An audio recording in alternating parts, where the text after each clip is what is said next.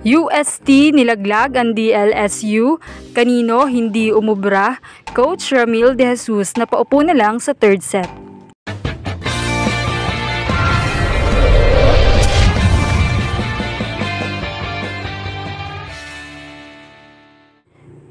Pinuno na naman ang araneta ng laban ng UST at Lasal. Matinding bakbakan ang natunghayan ng mga fans, mapatibi man o sa venue.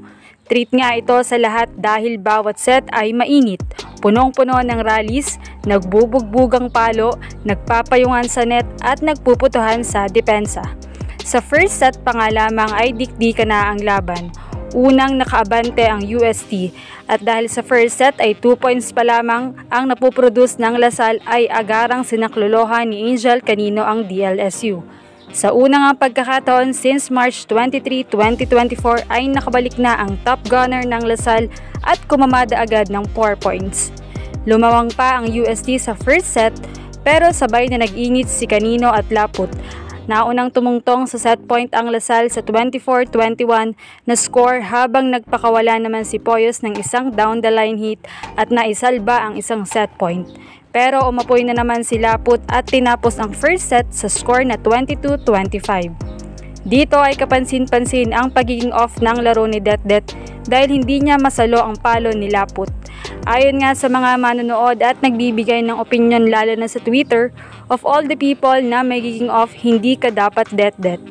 Habang noong set 2 naman ay tila deja vu sa unang bahagi dahil lumamang muli ang UST coming from the hits of Poyos at dito na rin naramdaman si Perdido. Nasasalo na rin ni Pepito ang mga malalakas na palo ni Laput. Pero hindi pa rin nagpatinag sina Shivana. Dumagdag pa ang nagising na si Thea Gagate, guarding and manning the net.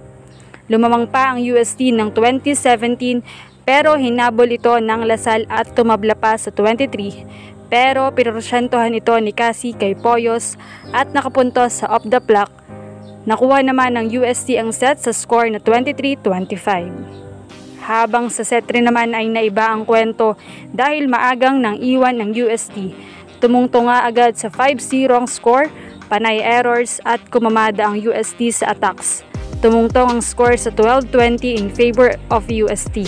Dito ay panay na ang talak ni Coach Ramil at kailangan na ng depensa, utak, variation ng sets at attacks.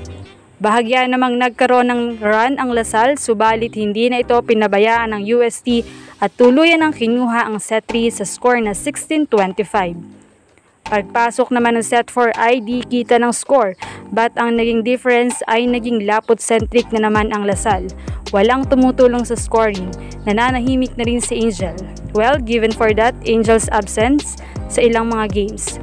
Dito ay bumalik na muli ang laro ni Det. Putong-puto ang mga palo.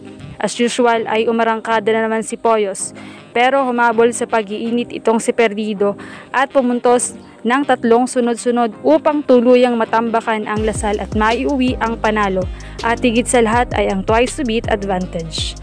Batay naman sa numero ay inungusan ng UST ang Lasal sa attacks having 56 habang 48 naman sa Lasal. UST has 7 blocks, Lasal has only 6. Kung saan ay nakapagtataka dahil isa ito sa edge nila pero hindi nila na-utilize. Pagdating naman sa service ay lamang pa rin ng UST with 8 habang sa Lasal ay 5 na unusual din. Dahil forte nila ang service. Sa digs naman ay 34 ang UST while Lasal has 20. Pinangunahan ni Det ang depensa tallying 17 digs. Sa reception naman ay lumamang ang Lasal with 17-13 for UST. Naitanghal namang player of the game si Perdido with 19 points. Tila naulit lamang dahil siya din ang player of the game noong round 1 kontra Lasal. Anong masasabi niyo rito? Leave a comment below. Thank you for watching and don't forget to subscribe.